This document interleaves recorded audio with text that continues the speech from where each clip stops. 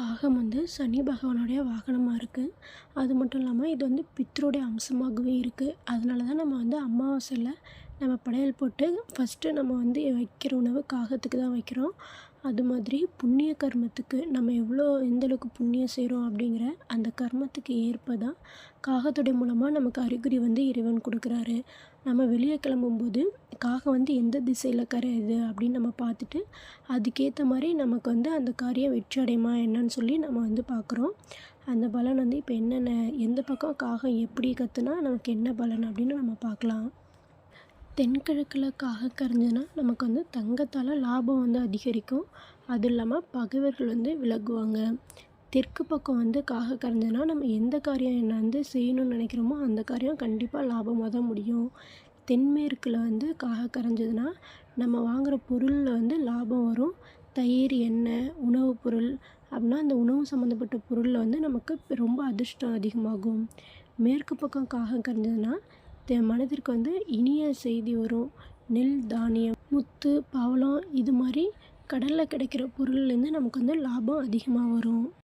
வடமேற்கில் காகம் கரைஞ்சதுன்னா நம்ம எடுத்த காரியம் வந்து அது வந்து டக்குன்னு முடியாமல் கொஞ்சம் இழுத்துக்கிட்டே இருக்கும், டக்குன்னு முடியாது.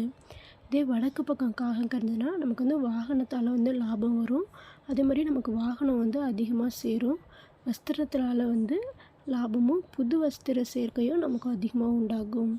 வடகிழக்கில் காகம் கரைஞ்சதுன்னா நம்ம கையில் உள்ள பொருள் வந்து செலவாகிட்டே இருக்கும், நமக்கு வந்து எந்த பொருளும் சேராது.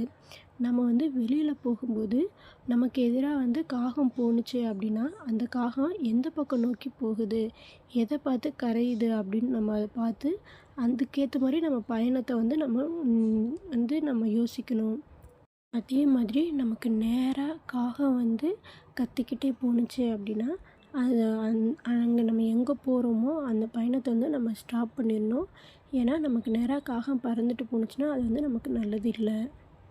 கிழக்கு பக்கமாக காகம் கரைஞ்சிச்சு அப்படின்னா நம்ம வந்து எந்த விஷயம் வந்து நம்ம நினைக்கிறோமோ அது வந்து லாபமாக முடியும். அது மட்டும் இல்லாமல் நமக்கு தங்கம் வந்து அதிகமாக சேரும், நட்பு வட்டாரமும் அதிகரிக்கும். வெளியே போகும்போது காகம் நம்ம வீட்டிலேருந்து சூரியனை பார்த்து காகம் கரைஞ்சதுன்னா அது வந்து அபசகுனம்னு சொல்லுவாங்க. அதே மாதிரி காகம் வந்து நம்ம வெளியே போகும்போது நமக்கு வலதுபுறத்துலேருந்து இடதுபுறம் வந்து பறந்து போணுச்சு அப்படின்னா அது வந்து நமக்கு லாபமாக இருக்கும். இடதுபுறத்துலேருந்து வலதுபுறம் பறந்து போணுச்சுன்னா அந்த காரியம் வந்து நமக்கு நஷ்டமாகும்.